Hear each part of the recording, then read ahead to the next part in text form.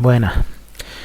He visto que han tenido algún problemilla con el ejercicio de divisor de tensión del cuestionario, por lo tanto he hecho este tutorial para que vean, para recordar qué es lo que vimos en clase sobre cómo se sacaba la fórmula del divisor de tensión y para hacer un ejercicio de cómo calcular la tensión en una resistencia.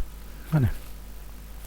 Vamos a empezar viendo un circuito simple de donde sale la fórmula del divisor de tensión, que es una pila con dos resistencias. La pila me genera una tensión, voy a llamarla VSC para hacerlo genérico, para poder después cambiarlo por cualquier valor, en este caso 12, pero podría ser 6, 5, cualquier valor, ¿no? Y por otro lado tengo que esa tensión va a estar consumida por las resistencias que me van a generar una caída de tensión que se llamarán VR1 y VR2 respectivamente. En este caso voy a calcular la caída de tensión en la resistencia 2, por lo tanto Vout va a ser VR2. Podría ser al revés, podría calcular la caída de tensión en la VR1, pero en este caso vamos a calcular VR2. Para ello, lo primero que necesito saber es que hay una corriente que circula por el circuito que se llama I. El valor de la corriente me da exactamente igual, no me hace falta para nada. Ya veré que ahora plantearemos un par de fórmulas y con esas fórmulas veremos que no me va a hacer falta en absoluto la I, ¿vale? El valor de la I, ¿vale? La fórmula pues es la de siempre, ¿no? Una pila genera una energía, me genera 12 voltios y esos 12 voltios tienen que estar consumidos entre las resistencias que están en el circuito. En este caso sería esos 12 voltios tienen que ser igual a la tensión de R1 más la tensión de R2, la caída de tensión de la resistencia 1 más la caída de tensión de la resistencia 2. O sea, dicho de otra forma, las dos resistencias se reparten la tensión de la pila, ¿vale? Si yo aplico a esas tensiones, a esas caídas de tensiones, le aplico la ley de Ohm, que decía que la tensión es igual a la resistencia por la intensidad, yo puedo escribir esa fórmula de una forma diferente, diciendo que R1 por I más R2 por I es igual a la tensión de la pila, ¿vale? Si se fijan en esa suma, tengo en los dos términos de la suma, tengo la I, y la I es la misma, por lo tanto yo la puedo sacar fuera y lo que se me quedaría es I por R1 más R2. Eso es igual a VSC, ¿vale? A la tensión de la pila. Por otro lado, yo tengo que la tensión de salida, la tensión Vout, es igual a la tensión, en este caso igual a la tensión de la resistencia 2, la caída de tensión de la resistencia 2, y esa por ley de Ohm también va a ser R2 por I, ¿vale? Pues si yo ahora lo que hago es dividir el Vout entre VSC, que ahí he desarrollado los dos, cuánto vale cada uno, ¿vale? Los divido entre sí, se me queda Vout en la fracción se me queda Vout arriba y VSC abajo, y así es igual a otra fracción, ¿vale? Esa fracción pues tendría que coger los valores que tengo arriba, por lo tanto si Vout está arriba, en la fracción que pongo en el otro lado del igual tendría que poner el valor que pone Vout, que sería R2 por I, mientras que en la parte de abajo voy a poner el valor de VSC, que es R2 más R1 por I, ¿vale? He cambiado el orden de la I con respecto a la suma de R1 y R2, pero da igual, ¿vale? El orden de los factores no altera el producto. Si se dan cuenta, ahí en esa fracción tengo, tanto en la parte de arriba como en la parte de abajo de la fracción, tengo una I, por lo tanto se me divide una I con una I y se desaparecen.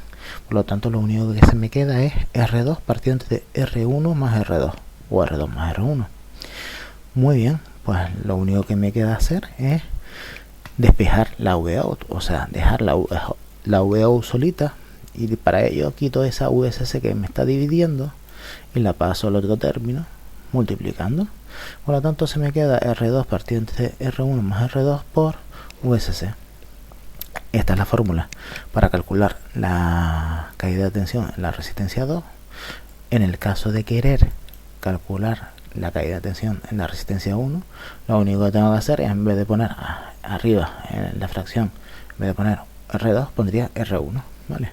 Por lo tanto, lo único que tengo que hacer para utilizar esta fórmula es coger y mirar el valor de la pila, ponerlo en donde pone VSC, mirar el valor que tiene R1, ponerlo donde pone R1 y mirar el valor de R2 y ponerlo donde pone R2. Una vez que los ponga, opero, calculo y se acabó, no hay más, ¿vale?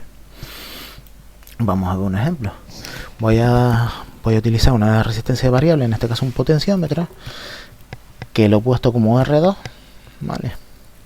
Y con una R1 que es fija, o sea, siempre va a tener un valor de un K.